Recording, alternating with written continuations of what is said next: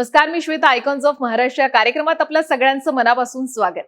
मराठी उद्योजक म्हणलं की आमची शाखा कुठेही नाही हा फलकट होतो आणि हीच समजून खोडून काढत उद्योगांचं साम्राज्य उभं करणारे, यशाचं उंच शिखर गाठणाऱ्या उद्योजकांना आयकॉन्स ऑफ महाराष्ट्र या कार्यक्रमाच्या माध्यमातून आपण भेटत असतो.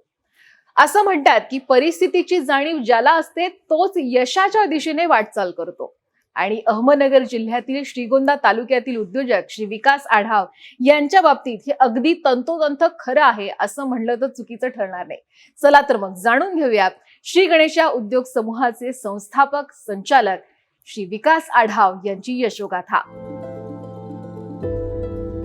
3 पेट्रोल पंप, कंटेनर बनवण्याचा वर्कशॉप, महिलांना अर्थसहाय्य व्हावं या उद्देशानं पतसंस्था आणि अन्य सामाजिक कार्याचा विकास आढावजी यांच्या कर्तृत्वाचा आज विस्तार झालाय. पण हा प्रवास सोपा नव्हता. शेतकरी कुटुंबातल्या विकासजींच्या उद्योजकतेची सुरुवात झाली ती एका छोट्या जागेत दूध संकलन केंद्रापासून.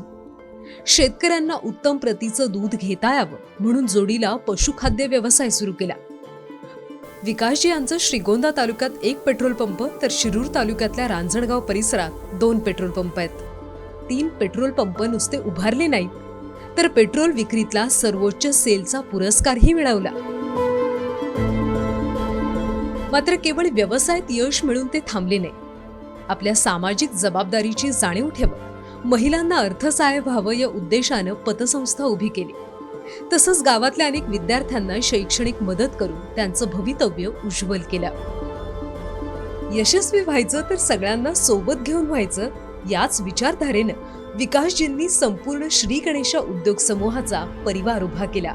मित्रपरिवाराची साथ असल्यानं व्यवसाय असो की समाजकार्य, आयुष्याच्या प्रत्येक टप्प्यावर विकासजी आढाव यांना जणू जिंकण्याची सवयच लागली असं म्हटलं तर ते चुकीचं ठरणार नाही.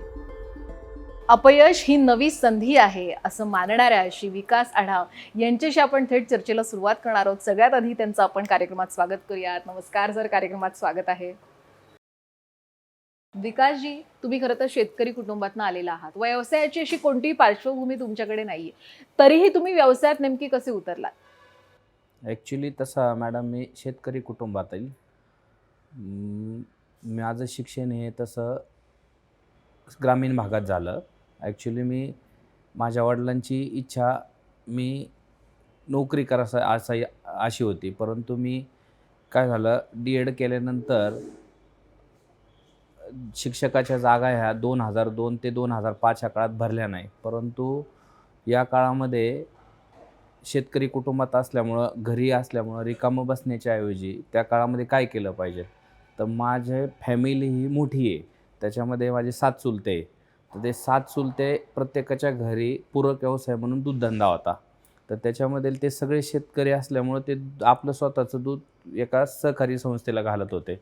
तर मी त्या मोकळ्या काळामध्ये असं ठरवलं की चला या चुलत्यांचं दूध आहे ना आपण, की सगळं वेगवेगळ्या ठिकाणी जातं तर आपण कलेक्ट करू, त्याच्यातून आपल्याला थोडे पैसे भेटतील. मग आणि नोकरी मिळण्यासाठी थोडा अवधी, तर त्याच्यामध्ये आपण ह्या मोकळ्या वेळेत हे काम करू. मग मी ते सगळ्या चुलत्यांचं दूध कलेक्ट करून एका संस्थेला घालायचं सुरुवात केली. म्हणजे तसं नोकरी करण्याच्या ऐवजी म्हणजे मोकळा वेळ असल्यामुळं मग मी त्या काळामध्ये दूध कलेक्ट करायचं चालू केलं आणि एका संस्थेला ते चुलत्यांचं दूध घालायचो. म्हणजे अगदी ऍक्सिडेंटली तुम्ही व्यवसायात आलात असं म्हणलं तरी काही वावगं ठरणार नाही. हां, बरोबर. तुमच्या वडिलांची इच्छा होती की तुम्ही शिक्षक व्हावं, पण जेव्हा शिक्षकाची नोकरी तुम्हाला मिळतीये अशी जेव्हा वेळ आली त्यावेळी मात्र तुम्ही नोकरीला न निवडता उद्योगाकडे जाणं पसंत केलं. का नेमकं असं? मॅडम, तशी माझ्यासाठी ही परिस्थिती अवघड होती की मी नोकरी करायची का व्यवसाय करायचा. परंतु 2002 ते 2005 या काळामध्ये परिस्थिती अशी होती की शिक्षकाला शिक्षण सेवक म्हणून लागू करण्यात आलं. त्यावेळेस त्यांची सॅलरी 3000 होती आणि मी जे कलेक्शन करत होतो त्या कलेक्शनमध्ये मला ॲक्च्युली 10,000 रुपये भेटायचे. तर माझी परिस्थिती अशी झाली की शिक्षण सेवक ह्या नोकरी करता गेलो तर मला 3000 भेटतील आणि आत्ता ॲक्च्युली मला 10,000 भेटत आहेत. तर मी 10,000 स्वीकारले पाहिजे का नोकरी स्वीकारली पाहिजे. तर मला असं वाटलं की माझं करिअर मी 10चं 20 करू शकतो, 40 करू शकतो, 60 करू शकतो, पण मला नोकरीमध्ये तेवढा स्कोप आहे का. मग त्यावेळेस मी विचार केला नोकरी न करता आपण व्यवसायाकडे जाऊ. तुम्ही उद्योगधंद्याकडे जायचं हे ठरवलं खरं, पण मग घरच्यांची साथ तुम्हाला कशी मिळाली? ॲक्च्युली मॅडम तसं मला 2009 सालापर्यंत म्हणजे 2002 ते 2009 सालापर्यंत माझ्या वडिलांची बिलकुलही इच्छा नव्हती की मी व्यवसायात जावं. कारण व्यवसायात गेल्यानंतर बरेच त्यांनी पाहिलं होतं की ह्या व्यक्तीचा व्यवसाय अशा स्टेजला गेला बंद पडला, याचा व्यवसाय इथं गेला हा बंद पडला. मग त्याच्यामधून की आपल्या मुलाचं पण असं नाही व्हावा, तर तू व्यवसाय आपलं परमनंटशी नोकरी म्हणजे कसं असतं, हे महिना भरला त्याला पेमेंट भेटतं. तर व्यवसाय अपडाऊन्स जास्त असतात. मग का 2009-10 पर्यंत ज्यावेळेस मी थोडं सक्सेस झालो, तर त्यावेळेस वडिलांची जरा बोलण्याची लँग्वेज बदलली. नाहीतर तोपर्यंत 2009 पर्यंत मला सांगायचे, "तू नोकरीच कर."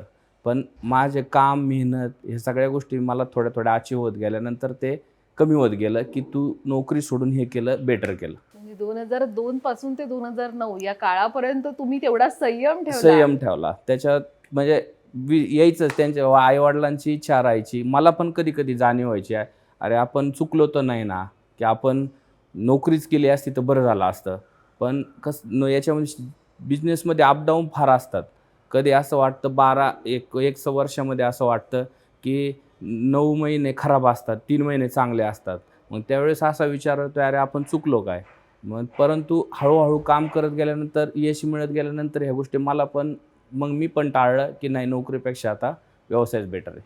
व्यवसाय कधीही उत्तमच असतो सुरू करण्यासाठी, पण खरं सगळं सोंग करता येतं, पैशाचं सोंग करू नाही शकत असं म्हणतात.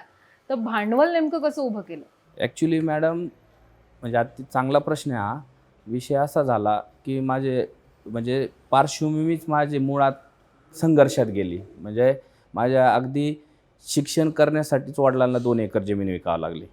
परंतु त्याच्यानंतर आता व्यवसाय सुरू केल्यानंतर परत तिथं पण पैशाचे प्रश्न तयार झाले. ज्यावेळेस मी कलेक्शन सेंटर उभे केले, तिथं अगदी 5-7 कॅन उभे केले. त्याच्यात दूध टाकायचं किंवा ते संस्थेला पाठवायचं त्याच्यासाठी मला पैसे नाही लागले. पण संस्था एक प्रायव्हेट होती 700-800 लिटरची. मग नंतर मी ती सहकार्य करायचं ठरवलं. मग त्याच्यानंतर ती 1000 लिटरची झाली. त्याच्यानंतर मी 2000 लिटरचा छोटा बल्क कूलर घ्यायचा ठरवला. त्यावेळेस मला पैशाची गरज भासली. पण ॲक्च्युली त्या काळामध्ये की 2000चा लिटरचा बल्क कूलरसुद्धा त्याची किंमत 7-8 लाख रुपये होती. पण माझं सुदैव असं की मी ज्या सहकारी संस्थेत काम करत होतो, त्या अधिकाऱ्यांनी मला एक बल्क कूलर स्क्रॅपमध्ये 15,000ला दिला. आणि ते 15,000 रुपये मी माझ्या घराचे जे जुन्या घराचे लोखंड किंवा मी 25 पैसे 30 पैशांची ठेवलेली होती संस्थेची, त्याच्यात मला पायी 50,000 रुपये साठले होते. मग त्याच्यात बांधकाम ते 15,000ची ती मशिनरी घेऊन मी त्याच्यावरती बिझनेस सुरू केला. असं म्हणतात की मराठी उद्योजक हा मुळात उद्योगाकडे वळत नाही आणि वळला तर एखादा उद्योग सुरू करतो. पण तुम्ही एकावर थांबला नाही. तुम्ही 4-5 उद्योग, कदाचित आता काउंट पण विसरून जाऊ, इतके तुमचे उद्योग आहेत. तर यामागे तुमचा नेमकं काय विचार आहे? सुरुवातीच्या काळात मॅडम माझा दूध व्यवसाय होता. परंतु तुम्ही असं बोलला की बुवा एक सोडून अनेक कसे व्यवसाय उभे केले. ज्यावेळेस दूध धंदा येतो त्यावेळेस पूरक म्हणून जे शेतकरी आपल्याला दूध घालतात त्या शेतकऱ्यांना पशुखाद्य लागतं. म्हणून आम्ही सुरुवातीला एक छोटं पशुखाद्याचं दुकान केलं. त्याच्यानंतर पशुखाद्याचं दुकान याची डेअरी झाल्यानंतर ज्या परिसरामध्ये मी काम करतो त्या भागात पेट्रोल पंप नव्हता. मग तिथल्या लोकांना डिझेलसाठी किंवा पेट्रोलसाठी बाहेर जावं लागत होतं. आणि आमच्या पण काही ट्रान्सपोर्ट आहेत डेअरीचे किंवा दुकानचे, याच्यासाठी मग आम्ही काय केलं, पेट्रोल पंप केला तिथं. मग त्याच्यामध्ये डेअरीतून पशुखाद्य वाढलं, त्याच्यानंतर पेट्रोल पंप वाढला. असे तिथं 3 उद्योग वाढले. पेट्रोल विक्रीमध्ये सर्वोच्च विक्रीचा तुम्हाला पुरस्कार सुद्धा मिळालेला आहे. हे नेमकं तुम्ही कसं साध्य करून दाखवलं? ॲक्च्युली कसं झालं माझं मॅडम, मी 2012 साली ढवळगावला पहिला पेट्रोल पंप केला. त्या ग्रामीण भागामध्ये ना, समजा ग्रामीण भागामध्ये लोकेशन म्हणजे लोकसंख्या कमी असते, छोटे गावं असतात. तिथं शेतकऱ्यांसाठी ट्रॅक्टर किंवा छोटे मशिनरी असतात, त्यासाठी कमी डिझेल लागतं. पण आता त्या बिझनेसचा मला बऱ्यापैकी अनुभव आला होता, की याच्यामध्ये जर आपल्याला करिअर करायचं असेल तर गावाकडं पंप केला, त्याच्यातलं 3,000, 4,000, 5,000 डिझेल विकलं म्हणजे मी त्याच्यात काहीतरी कमवू शकतो किंवा मी पुढं जाऊ शकतो असं मला नाही वाटलं. पण मला त्याच्यानंतर मी असा विचार केला, की नगर पुणा हायवेवरती रांजणगाव MIDC आहे. रांजणगाव MIDCमध्ये पर दिवसाला 2 लाख लिटर डिझेल लागतं MIDCमध्ये, म्हणजे तिथं ज्या येणाऱ्या जाणाऱ्या गाड्यांचं आहे. तर मग आम्ही एक विचार केला, की ती 2 लाख लिटर डिझेल आहे तर ते कुठून घेतात. तर ते आम्ही ऑब्झर्व केलं की तिथं 5-6 पेट्रोल पंप आहे. तर त्यांचा प्रत्येकाचा त्या सगळ्या पेट्रोल पंपांचं डिझेल किती जातं त्या सगळ्यांचं आणि आपल्याला अजून किती स्कोप शिल्लक राहू शकतो. मग ते आम्ही सगळं त्याचा सर्व्हे केला. त्या सर्व्हेमध्ये आम्हाला असं वाटलं की आपण पण आपल्याला त्यांच्या कॉम्पिटिशनमध्ये आपण जरी आलो तर आपल्याला तो स्कोप आहे. मग त्याच्यानंतर आम्ही हायवेवरती पंप केला आणि सगळ्या त्या MIDCचा सर्व्हे करून आम्ही कस्टमरला एकदा योग्य सेवा देऊन आम्ही आज पुणे जिल्ह्यात आणि मला महाराष्ट्रात पण पुरस्कार भेटतात. आम्ही आज पुणे जिल्ह्यात 1 नंबर आहे आणि आमच्या पेट्रोल पंपाला कंपनीने साधारण 13 ते 15 करोड रुपये खर्च करून म्हणजे खर्च करण्याची तयारी दर्शवलेली आहे. आम्ही आता त्याचं एक्सपन्शन करून तो पंप 2.5 ते 3 एकरात बनवतो. हे नक्कीच तुमचं खूप अभिनंदन आणि तुमचा अभिमान सुद्धा वाटतो की एवढी मोठी कामगिरी तुम्ही करून दाखवली. एक साधारण या भागात जर पाहिलं तर तुमच्या पेट्रोल पंपवरच खरं तर जास्त गाड्या आणि गर्दी आपल्याला पाहायला मिळते. नेमकं असं तुम्ही काय करता, काय स्ट्रॅटेजी वापरता यासाठी? ॲक्च्युली मॅडम आपल्याला थोडं बिझनेस सेटल झाला म्हणजे 2002 ते 2012 मग 2000 साधारण समथिंग 10 वर्ष गेले. 10 वर्ष गेल्यानंतर मला बिझनेससाठी काय लागतं तर मग आपण कस्टमरशी कसं जोडलं पाहिजे, कस्टमरशी कसं नातं तयार केलं पाहिजे, हा कस्टमर आपल्याकडे येण्यासाठी आपण काय केलं पाहिजे, हा कस्टमर कुठल्या भागातला आहे म्हणजे तो महाराष्ट्रातला आहे का, UPतला आहे का, तो आंध्रचा आहे का, ते कर्नाटकचा आहे किंवा नॉर्थमध्ये तो दिल्लीचा आहे, कलकत्त्याचा आहे. रांजणगावमधून पूर्ण देशामध्ये ट्रॅव्हल होतं. सो पूर्ण देशात तिथला माल जातो. मग आम्ही सगळ्या ह्या कस्टमरचा स्टडी केला आणि आम्ही बाहेरच्या असे 200-250 ट्रान्सपोर्ट की एका ट्रान्सपोर्टकडे कमीत कमी 500-1000 गाडी आहे, 200च्या वरती गाडी आहे, अशा ट्रान्सपोर्टशी जोडलो गेलो. एक ट्रान्सपोर्ट जोडल्या गेल्यानंतर त्याला आपली सेवा आवडली की आम्ही त्या लोकांना ड्रायव्हरची व्यवस्थित सेवा, त्याच्यानंतर आमचे कामगार त्यांच्याशी व्यवस्थित ट्रीट करतात, त्यांना पेट्रोल डिझेल जे लागतं ते एकदम ॲक्युरेट देतो. मग त्यांना त्याच्यानंतर त्या ट्रान्सपोर्टनी दुसऱ्या ट्रान्सपोर्टला सांगितलं की बुवा ह्या पंपावरती आपल्याला चांगली सेवा भेटते. असं एक करत आता आम्ही 250 ट्रान्सपोर्ट हँडल करतो आणि आमचा आज पर दिवसाला 40 ते 50 हजार सेल होतो. जर तुम्ही परराज्यात जाता, तिथल्या कंपनींशी टायअप करता आणि मोठ्या प्रमाणात आज बिझनेस सुद्धा करताय, तर तुम्हाला कधी शिक्षण, भाषा, संस्कृती याची अडचण जाणवली नाही का? ॲक्च्युली तसं भाषा तर एक आहे म्हणजे हे जाणवलं नाही. तसं आपली हिंदी भाषा सगळी देशात चालते. त्याच्यामुळं आम्ही नॉर्थला गेलो तरी सगळं कम्युनिकेशन हिंदीमध्ये होतं आणि तिकडं जरी गेले तर ते लोक आपल्यातलेच वाटतात. त्याच्यामुळं त्यांच्याबरोबर बिझनेस करायला अजिबात अडचण येत नाही. त्यांच्याबरोबर तर आम्हाला जुळून घ्यायला भाषेचा काय असा लई मोठा प्रॉब्लेम नाही आला. परराज्यात बिझनेस करण्याची जी स्ट्रॅटेजी आहे आणि आपल्याकडे महाराष्ट्रात बिझनेस करण्याची जी स्ट्रॅटेजी आहे, यात तुम्हाला कधी काही फरक जाणवला का? 100% मॅडम. एक बाहेर राज्याचा आणि आपल्या जर विचार केला तर आपलं राज्य उत्पादन करतं, आपलं राज्य कंपनी उभारतं, पण आपल्या राज्यामध्ये अजून काही गोष्टी अशा कमी आहेत की आपल्या राज्याला उत्पादन करणं माहिती आहे, पण उत्पादन केलेला माल विकणं ह्या गोष्टीत आपण फार कमी आहे. मग ते उत्पादन आपला माल तयार होतो, परंतु माल तयार झाल्यानंतर तो विकण्यासाठी ते आपल्याला उत्तरेतल्या लोकांवरती अवलंबून राहावं लागतं आणि उत्तरेतले लोक ते बरोबर शोधतात की ह्या लोकांचा माल कधी घ्यायचा आणि ह्या लोकांचा माल आपण कधी विकायचा. त्याच्यामुळं आपण बनवण्यास सक्षम आहे, पण अजून विकण्यात नक्की सक्षम नाही. तर तुम्ही म्हणताय की मराठी माणूस कुठेतरी विकण्यामध्ये कमी पडतोय, तर आणखीन कोणकोणत्या गोष्टी आहेत की जी मराठी उद्योजकांमध्ये असायला हवी असं आपल्याला वाटतं? महाराष्ट्रातील माझं पर्सनली मत जर विचारलं तर महाराष्ट्रातील लोकांनी म्हणजे महाराष्ट्रात बिझनेस उभा करण्याचे बिझनेसचे 3 स्टेज असतात. तर त्याला एक रॉ मटेरियल लागतो, पहिली कंपनी उभारावं लागते आणि जो कंपनीत माल बनवतो तो विकला जातो. तर मला सल्ला एकच सांगायचा आहे की आपण माल बनवण्याच्या आधी फिरलं पाहिजे, देशात गेलं पाहिजे, वेगवेगळ्या राज्यात काय रिक्वायरमेंट आहे, मग आपला माल आपलं बनवलेला माल कोण घेतो आणि तो कुठं सप्लाय करतो याचा स्टडी आपल्याला पाहिजे. हा स्टडी जर असेल तर मला नाही वाटत की महाराष्ट्रातला उद्योजक कुठं कमी पडतो. यशोगाथा जाणून घेतोय आपण. पेट्रोल पंपचा व्यवसाय तुम्ही कशा पद्धतीने उभारला हे तर सांगितलं. नव्याने तुम्ही आता वर्कशॉप सुद्धा सुरू केलेला आहे, तर ही नेमकी काय संकल्पना आहे? मॅडम, ज्यावेळेस आम्ही पेट्रोल पंप उभा केला त्यावेळेस आमच्याकडं एका दिवसाला कमीत कमी 150 ते 200 कंटेनर डिझेल भरतात. मग आता 250 ट्रान्सपोर्ट आहेत. मग दरवर्षी प्रत्येक ट्रान्सपोर्टच्या 50, 40, 100 अशा गाड्या नवीन येतात. मग त्यावेळेस त्यांना काय वाटतं की हे काय करतात, बिझनेस महाराष्ट्रात करतात आणि ज्यावेळेस त्याच्यावर बॉडी कंटेनर बनवायचा असेल तर ते नॉर्थला दिल्लीला पाठवतात. मग आम्ही सर्वे करताना आम्हाला असं ऑब्झर्व्ह आलं की यांची गाडी दिल्लीला पाठवण्याची आपण का बनवू शकत नाही इथं. मग आमच्या डोक्यात असा विचार आला की आपण त्या लोकांसाठी पेट्रोल डिझेल व्यतिरिक्त अजून एक त्यांना एक सेवा देऊ, त्याच्यातून आपल्याला 2 पैसे भेटतील. मग आम्ही नगर पुणे हायवेवरती वाडेगावांना 2 एकराचा प्लॉट घेतला. त्याच्यावरती आम्ही कंटेनर शॉप केला. तिथं जवळपास महिन्याला आम्ही 40 ते 50 कंटेनर बनवतो आणि त्या सगळं काम माझा भाऊ अजय घनवट म्हणून अगदी व्यवस्थितरित्या, तो स्वतः इंजिनियर असल्यामुळं तो परफेक्ट काम करतो तिथं.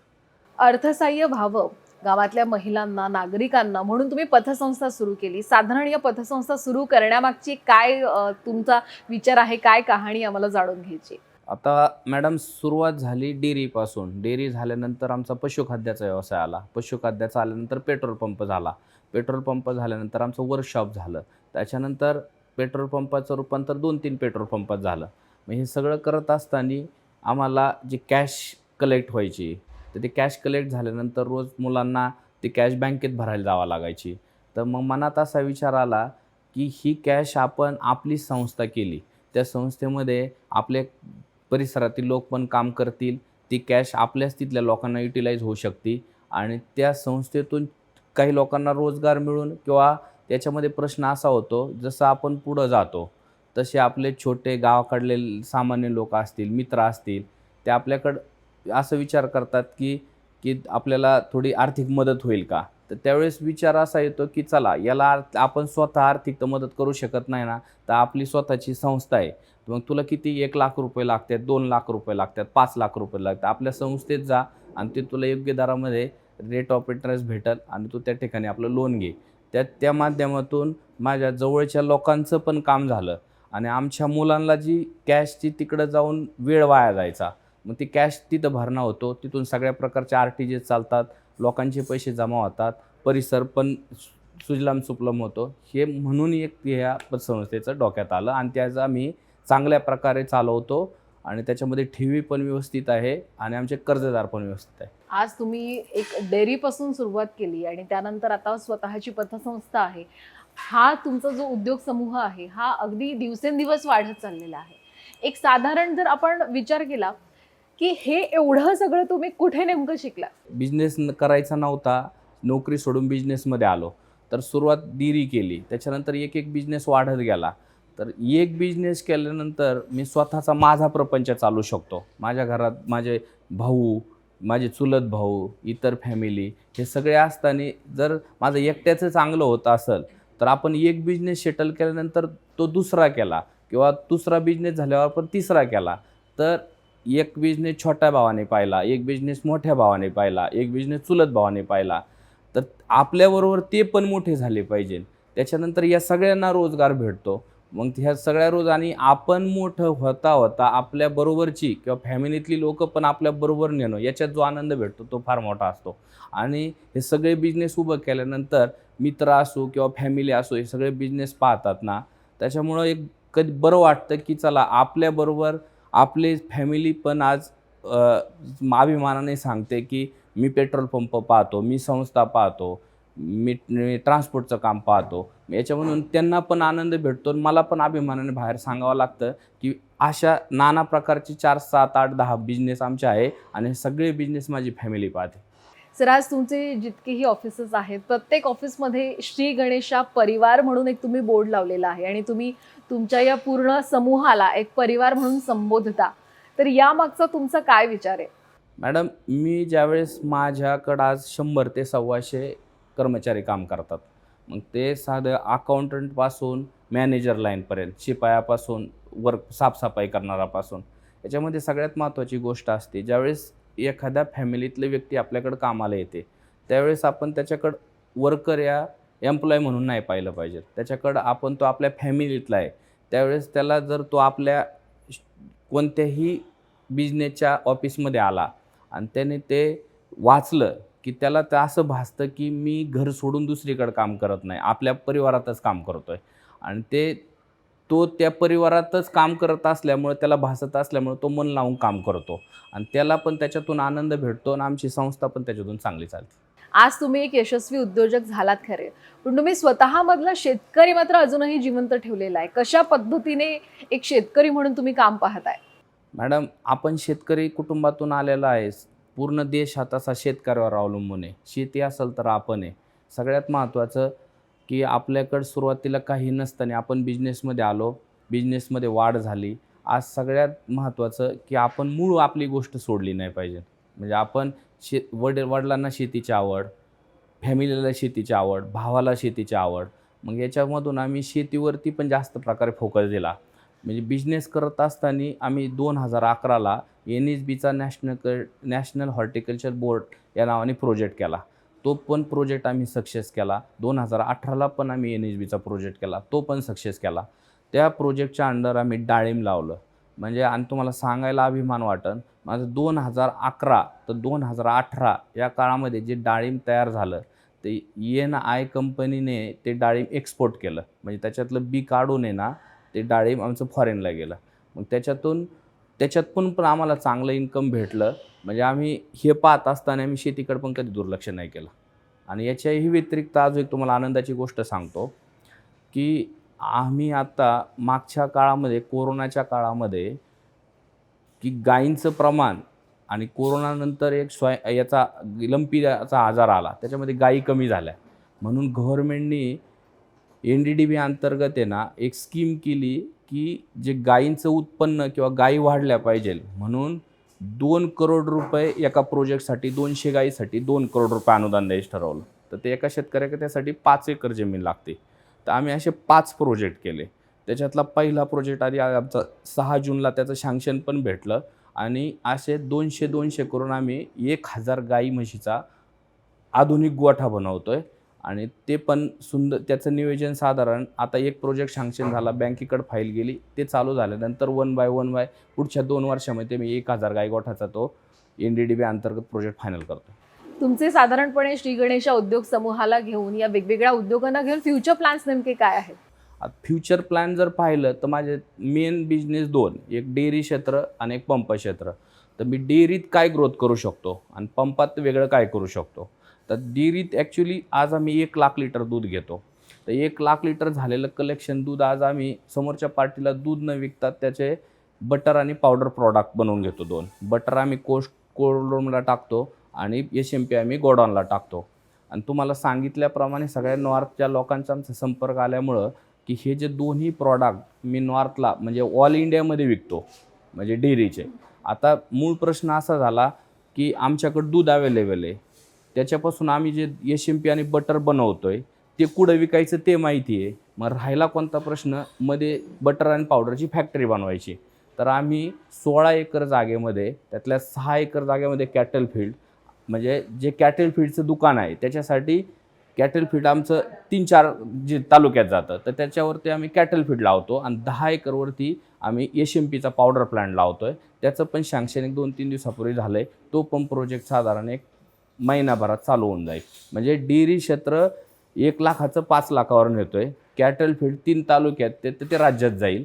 आणि राहिला प्रश्न डिझेल पेट्रोलचा, तर आम्ही रांजणगाव या ठिकाणी काम करतो ना, तर रांजणगाव या ठिकाणून देशात माल जातो. समजा पूर्व, पश्चिम, दक्षिण, उत्तर.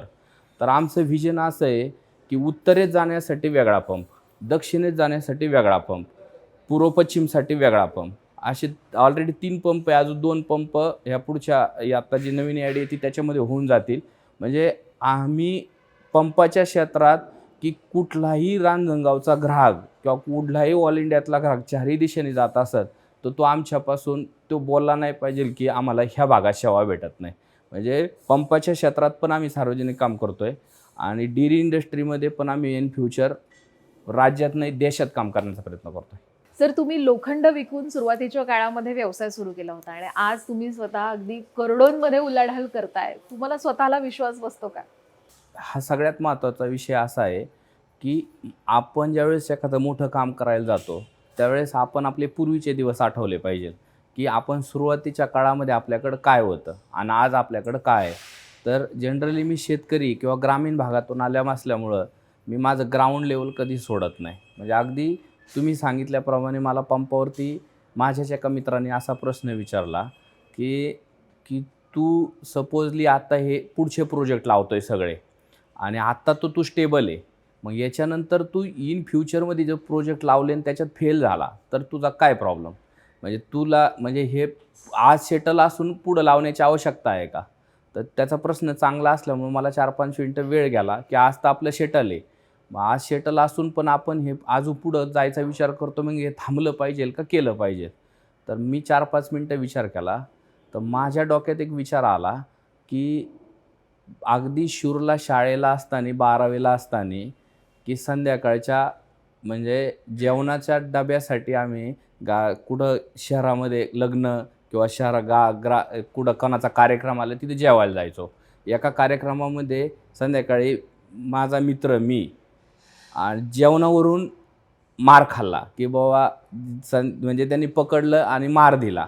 मग मी त्याला त्या समोरच्या व्यक्तीला उत्तर दिलं, की मी ज्यावेळेस 12वीला असताना जेवणावरून जर मार खाल्ला, तर सगळ्यात महत्त्वाचं एक गोष्ट अशी, मी फ्युचरमध्ये जाऊन बिझनेस केला आणि मी फेल झालो, तर माझ्यावर आता परत अशी तर वेळ येणार नाही की मी जेवणासाठी मार खाईल किंवा त्याच्यात सक्सेस होऊन भरपूर पैसे कमवले तर त्याच्यापासून मी काही सोनं खाणार नाही, त्यावेळेस मी जेवणच कराल. म्हणजे महत्त्वाचं मला आता ही भीती नाही राहिली की मी परत त्या ठिकाणी जाऊ शकतो आणि अगदी लय मोठं जरी झालो तर काय आज जे करतो याच्यापेक्षा वेगळं करू शकत नाही. म्हणजे मी माझ्या जागेवर आहे. तर त्यांनी मला त्याच्यावर उत्तर दिलं की 100% खरं आहे, तू जे बोलला ना, तुझे प्लॅन ठरवले, तू बिंदास कर. म्हणजे तुला जर तुझ्यात कॉन्फिडन्स आहे ना, तू घाबरू नको. आणि आज तो पण आहे ना, म्हणजे जो माझा मित्र आम्ही बरोबर एकत्र काम करून एकत्र शिक्षण केलं, जेवणावर मार खाल्ला, तो पण सेल टॅक्स कमिशनर म्हणून काम करतो. दत्ता गावडे म्हणून त्याचं नाव आहे आणि तो पण त्याच्या जागेवर चांगला सेटल आहे. मॅडम, मी एकटा नाही आहे. माझ्या फॅमिलीमध्ये 2 भाऊ आहे. त्याच्यानंतर माझे चुलत भाऊ आहे. म्हणजे 7 चुलते आहे. त्याच्या फॅमिलीतून एक सगळे माणसं असतात. एक माणूस तर येतोच. तर त्याच्यामध्ये कसं होतं, मी जर माझा एकट्याचा व्यवसाय केला असता आणि एक व्यवसाय असता तर मी माझा सेटल झाला असतो. पण आता हे सगळे बिझनेस करून एक पेट्रोल पंप पाहतो, एक पशुखाद्य पाहतो, एक पतसंस्था पाहतात, एक दुसरा पेट्रोल पंप पाहतो, एक वर्कशॉप पाहतो. त्याच्यानंतर ह्या सगळी फॅमिलीबरोबर असल्यामुळं हे सगळे एक प्रकारचे उद्योग पाहत असल्यामुळं मला फक्त याच्यावरती दिवसात एकदा लक्ष द्यावं लागतं किंवा यांच्या काही समस्या आहेत त्या जाणून घ्याव्या लागतात. त्याच्यामुळं हे फॅमिली पण पुढं जाते, बिझनेस पण पुढं जातो आणि हे पाहणं मला शक्य होतं. आता आपण मॅडम जी चर्चा झाली त्याच्यातून माझ्या सगळ्या ह्या उद्योगाची सुरुवात कुठून झाली आपण तिथून एकदा पाहू. तुम्हाला सगळं हे एक दाखवतो स्टेप बाय स्टेप माझ्या जे बिझनेसची सुरुवात कुठून झाली. ही माझी 2002 सालची पहिली खुर्ची. अच्छा. आज ह्या गोष्टीला 20 वर्ष झालं, की मला अभिमान वाटतो की ह्या जागेपासून माझ्या बिझनेसची सुरुवात झाली. ही साधारण 2000 स्क्वेअर फूट जागा आहे. याच्यामध्ये 1000 स्क्वेअर फुटामध्ये आम्ही दूध कलेक्शन करायचो. तर पहिल्या दिवशी माझं इथं 250 लिटर दूध झालं आणि त्या 250चं आज आम्ही 1 लाखमध्ये कन्वर्ट केलं. आणि त्या जागेवरती पुढं जसा बिझनेस वाढत गेला तसं ते कलेक्शन सेंटरचं आम्ही प्रोसेस प्लॅनमध्ये गेलो. ते 1 लाख लिटर दूध आम्ही वेगळ्या ठिकाणी करतो आणि या ठिकाणी 2000 स्क्वेअर फूटमध्ये आम्ही कमीत कमी 25-30 कंपन्यांचं काम करतो. त्याच्यामध्ये सगळ्या कंपन्यांची डिस्ट्रीब्युटरशिप आमच्याकडे. त्या कंपन्यांचं माल या ठिकाणी जमा होतो. काही माल डायरेक्ट तो दुकानांना जातो आणि बाकी राहिलेला शिल्लक माल इथं खाली होतो. याच्यामध्ये पारनेर, श्रीगोंदा, शिरूर, नगर अशा 4-5 तालुक्यांना आम्ही माल पुरवतो.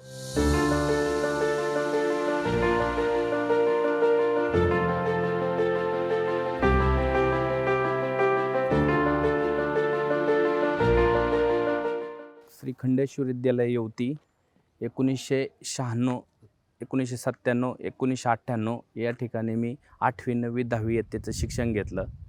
या शाळेमध्ये शिकत असताना मी नेहमी टॉप 3मध्ये राहिलो.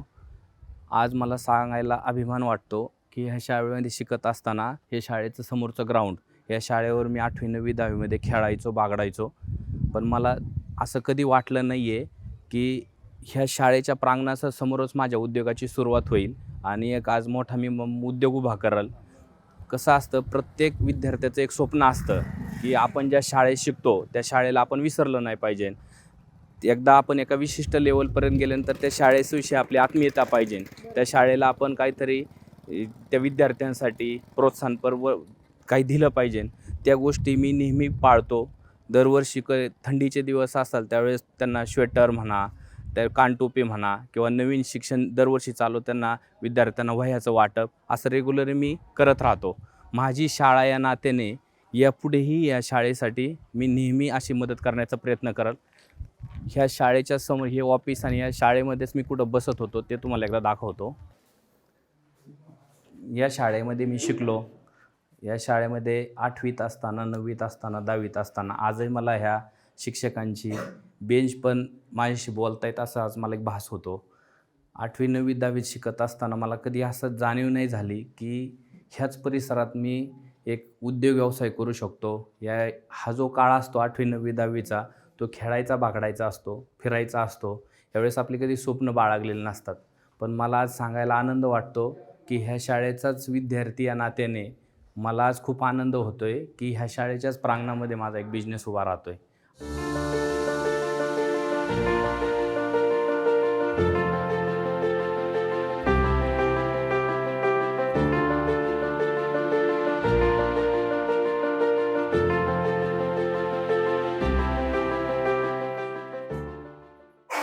या ठिकाणी जे 1 लाख लिटर दूधचं आम्ही कलेक्शन करतो श्रीगोंदा, शिरूर, पारनेर या तालुक्यामधून, तर ते छोट्या छोट्या टँकरने आम्ही ते कलेक्शन इथं कलेक्ट होतं. ते दूध या ठिकाणी ना लॅबमध्ये पूर्ण चेंज होतं. तुम्हाला लॅबमध्ये दाखवतो. ते दूध कलेक्ट केल्यानंतर त्याचं सगळं लॅबमध्ये टेस्टिंग झाल्यानंतर ते दूध सगळं टाक्यांनी स्टोअर होतं. आणि टाक्यांनी स्टोअर झाल्यानंतर की सगळं कलेक्शन झाल्यानंतर 1 बाय 1 असे 20-20 हजार लिटरचे टँकर आम्ही ज्या ठिकाणी SMP प्लांट आणि बटर प्लांट या ठिकाणी पाठवतो. आणि त्या ठिकाणी ते आम्ही SMP आणि त्याचं बटर बनवून घेतो.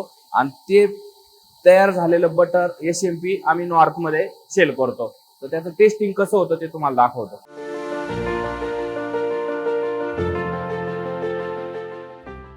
हा दुधाचा लॅब आहे.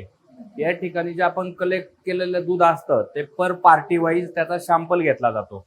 तो सॅम्पल अशा प्रकारे कलेक्ट केला जातो. आणि हे IDD झालेले केमिस्ट लोक पूर्ण ते पॅरामीटर त्याच्यामध्ये आपल्या बसलं की त्याचे फॅट, SNF, बाकी त्याच्या जे अडल्ट्रेशन वगैरे असेल तर ते पूर्ण चेक झाल्याशिवाय ते टँकर आम्ही स्वीकारत नाही. अन्यथा जर ते चुकीचं असलं तर ते आम्ही रिजेक्ट करतो. आणि तुम्हाला एक सॅम्पल म्हणून एक दाखवतो. याच्यावरती ना ते दुधाचा सॅम्पल लावला का ते चेक होतं. हे साधारण 1 मिनिटामध्ये याचं आहे ना ते दुधाची क्वालिटी वगैरे समजती. आणि ती क्वालिटी वगैरे चेक झाली का मग ते स्वीकारलं जातं. या ठिकाणी जे आपलं 1 लाख लिटर दूध कलेक्शन होतं ना ते कलेक्शन झालेलं दूध आपण 20-20 हजार लिटर टँकरनी समोरच्या पार्टीकडे कन्व्हर्जन करून घेतो. त्या दुधापासून बायफर्केशन 2 प्रॉडक्ट बनतात. एक बटर आणि एक SMP. तर बटर हे मायनस कोल्ड स्टोरेजला ठेवावं लागतं. त्यामुळे ते आपण पुण्याला ठेवतो कोल्ड स्टोरेजला. आणि जी SMP रेडी होते ती SMP आपण आपल्या गोडाऊनला ठेवतो. आणि ज्याप्रमाणे आपण नॉर्थमध्ये मार्केट केलं आहे त्याप्रमाणे तसं त्यांचं मार्केटला आपल्याला डिमांड येईल त्याप्रमाणे आपण त्यांचं पेमेंट अगोदर जमा होतं आणि त्या हिशोबाने आपण त्यांना माल इथून डिस्पॅच करून देतो. असं एकंदरीत दुधाच्या क्षेत्रामध्ये आमचं आत्ता असं काम चालू आहे. आत्ता हा जो माल आपण बनवून घेतो तो आपण थर्ड पार्टीकडून बनवून घेतो. आपली स्वतःची फॅक्टरी नाही आहे SMP बटरची. परंतु आपला हा 5 लाख लिटरचा प्लॅन्ट शेजारी 10 एकर जागेमध्ये आपण बनवतोय. त्यामध्ये तुम्ही यदा कदाचित पुढं कधीही आमची मुलाखत घेताल त्यावेळेस तुम्हाला आमच्या स्वतःच्या कंपनीत बनलेलं. कोणत्याही उद्योजकासाठी सगळ्यात अवघड काळ तो म्हणजे लॉकडाऊनचा काळ. या काळामध्ये इतके सगळे उद्योग तुम्ही कशा पद्धतीने सांभाळले? मॅडम, लॉकडाऊनच्या काळामध्ये मला पेट्रोल डिझेलसाठी अडचण नाही आली. कारण पेट्रोल डिझेल अशी गोष्ट आहे की तो तुमच्या मार्केटमध्ये नाही खपली तर ती तुमची स्टोअर राहते. पण मला याच्यामध्ये भयंकर अडचण आली दूध क्षेत्रामध्ये. दूध क्षेत्रामध्ये माझं 20 मार्च 2020 या रोजी 1,10,000 लिटर दूध होतं. आता समोर ज्या पार्टींना मी दूध विकत होतो तर त्या त्यांचंच दूध मार्केटला जात नव्हतं. तर ते माझं दूध कुठून घेणार? तर ॲक्च्युली त्या काळात माझ्यासाठी फार मोठा संकटाचा काळ आला की हे 1,10,000 लिटर दूध कसं हे करायचं, डिस्पोज करायचं. तर त्यावेळेस माझ्यावरती वेळ अशी वाईट आली की मला हे प्लॅन थांबवावा लागला 1 ते 1.5 वर्ष. परंतु ज्यावेळेस मी प्लॅन थांबवला त्यावेळेस मी मार्केटमधला एकाही शेतकऱ्याचा ₹1 ठेवला नाही, एकाही कामगाराचा ₹1 ठेवला नाही. परंतु बिझनेस हा किंवा कोणतीही वाईट परिस्थिती येते ना, ती माणसाला शिकण्यासाठी येते आणि तीच मी संधी शोधली. ॲक्च्युली मला ज्यावेळेस माझं दूध समोरच्या पार्टीने घेण्यास नाकारलं किंवा घेतलं नाही, त्यावेळेस मी एक संधी शोधली, की आपलं दूध हे घेण्यास नाकारतात ना, तर मग हे यांचे दूध घेऊन जे प्रॉडक्ट बनवतात ना ऑल इंडियामध्ये, ते कुठं विकतात? तर मी त्या 2 वर्षाच्या काळात तो स्टडी केला. ऑल इंडियामध्ये हा प्रॉडक्ट कुठं विकतात? मग मी ते कस्टमर शोधले आणि कालांतर त्या पिरियडमध्ये मी यांचे प्रॉडक्ट विकत घ्यायला सुरुवात केली आणि हेच प्रॉडक्ट मी ऑल इंडियामध्ये विकले. त्याच्यामधून मला चांगल्या प्रकारे पैसा भेटला. ते पैसा भेटल्यानंतर मी पूर्वी परत 1-1.5 वर्षात माझ्या स्टेजवर आलो. परत 1 लाख लिटर दूध कलेक्शन झालं. मला अगदी सांगायचं तुम्हाला अभिमानाने वाटेल मॅडम, 1,10,000 लिटरचा प्लॅन्ट 1.5 वर्ष बंद ठेवला आणि ज्या दिवशी मी प्लॅन स्टार्ट करायचं ठरवलं, तर पहिल्या दिवशी त्या 1,10,000तल्या 60,000 लिटर दूध आणि जे कामगार मला मी ब्रेक दिला, तेच कामगार सगळे पहिल्या दिवशी माझ्या कामावर रुजू झाले.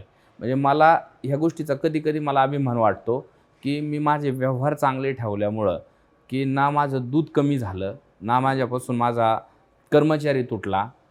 म्हणजे आणि ह्या वाईट काळात मला शिकायला एक भेटलं, की आपला दूध समोरच्या पार्टीने नाही घेतलं म्हणून आता समोरच्या पार्टीला दूध न विकता आपल्याच दुधाचा प्रॉडक्ट बनवायचा आणि तो मार्केटला विकायचा आणि इव्हन ज्या पार्टीने आपलं दूध नाही घेतलं त्यांचं प्रॉडक्ट विकत घेऊन आपण विकायचं. आणि आता जी अडचण आली त्याच्यावर मात करण्यासाठीच आपण आता हा 5 लाख लिटरचा प्लॅन्ट उभा करतोय. म्हणजे ही मला कोरोनात मिळालेली एक संधी. सर, जर तुमच्या यशाचं काय रहस्य आहे असं जर तुम्हाला विचारलं तर तुम्ही काय नेमकं सांगणार? माझ्या रहस्याचं जर मॅडम विचारलं तुम्ही रहस्य, तर मी ना ॲक्च्युली ज्या ठिकाणी मला अपयश येतं ना, मी त्या ठिकाणी थांबत नाही. म्हणजे तुम्हाला ह्या सगळ्या प्रवासात 20 वर्षाच्या, तर तुम्हाला एक सगळ्यात गोष्ट सांगतो, की मी सुरुवातीच्या काळात 500 लिटर कलेक्शन ज्या ठिकाणी केलं, ते दूध ज्या ठिकाणी नेऊन घालत होतो तो प्लॅन्ट बंद पडला. तो बंद पडल्यानंतर तिथं माझं पेमेंट थकलं. त्याच्यानंतर मी पुढं जायचं म्हणून विचार केला. मी एक आमच्या वहिनींच्या नावावर एक सहकारी संस्था काढली. ते दूध एक ठिकाणी 3 वर्ष नेऊन घातलं, तो संघच बंद पडला. त्याच्यानंतर 1,000 लिटरच्या दुधानंतर मी 2,000 लिटरचा प्लांट केला. तिथं मला दूध 4,000 लिटर झालं. ते 100 झाल्यामुळं मला ते 2,000च्या जुन्या मशिनरीमध्ये दूध खराब होत होतं. त्याच्यामुळे मला परत 10,000 लिटरचा प्लॅन टाकावा लागला. म्हणजे इव्हन तो 2,000चा परत बंद पडला.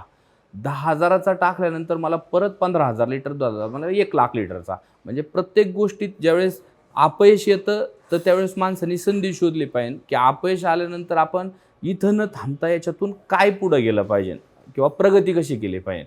बिझनेसची स्ट्रॅटेजीच ही आहे, की अपयश आलं तर कुठंतरी संधी तयार होते आणि त्या अपयशाचं संधीत कसं रूपांतर करायचं हे मला बऱ्यापैकी जमलं म्हणून मी यशस्वी झालो. आज ग्रामीण भागातला तरुण जर आपण पाहिला तर बऱ्याचदा असं होतं की अरे ग्रामीण भागात संधी नाहीये म्हणून शहरात नोकरीला जाऊयात. तर असा विचार करणाऱ्या तरुणांसाठी किंवा एक इन जनरल तरुणांसाठी तुम्ही काय नेमका संदेश द्या? ग्रामीण भागातल्या तरुणांना मला तर असं आज बिलकुल वाटत नाही की संधी कमी आहे. ॲक्च्युली आजच्या ह्या अतिप्रगतीच्या काळामध्ये मुलांमध्ये काम करण्याची क्षमता कमी झाली किंवा एखाद्या ठिकाणी अपयश आलं तर तो बाहेर येतो. तर माझा एकच संदेश आहे की जर तुम्हाला दिवसात अडचणी नाही आल्या किंवा उद्योगात अपयश नाही आलं तर तुम्ही पुढे जाऊ शकत नाही. जर आपल्याला अपयश आलं तर असं समजून जावा समोरच्या उद्योजकांनी किंवा मुलांनी की आपल्याला संधी 100% उपलब्ध आहे.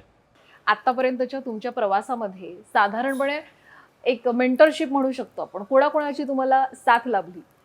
ॲक्च्युली 20 वर्षाच्या काळामध्ये मला मॅडम प्रचंड म्हणजे भरपूर लोक भेटले. मग त्याच्यामध्ये आपल्याला 2 प्रकारचे लोक भेटतात. एक आपल्याला आधार देतात आणि एक वर्ग असा असतो की तू नको करू हे सांगणारा पण वर्ग असतो. पण ॲक्च्युली मी माझ्या जीवनात किंवा माझ्या 20 वर्षाच्या प्रवासात मी निगेटिव्ह लोकांपासून बाजूला राहिलो.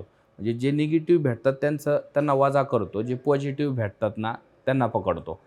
याच्यामध्ये ज्याच्याबरोबर मी शिकलो, तो आज अधिकारी दत्ता असेल, जो याच्याबरोबर मी एकत्र शाळेला होतो, मावशीचा मुलगा तो अजय असेल, याच्याबरोबर माझा घरातला मोठा भाऊ विलास असन, छोटा भाऊ निलेश असन, चुलत भाऊ सुनील, गोरख, मच्छू असे बाकीचे फॅमिलीतले माणसं असतील किंवा किंवा माझ्या फॅमिलीतले आई-वडील.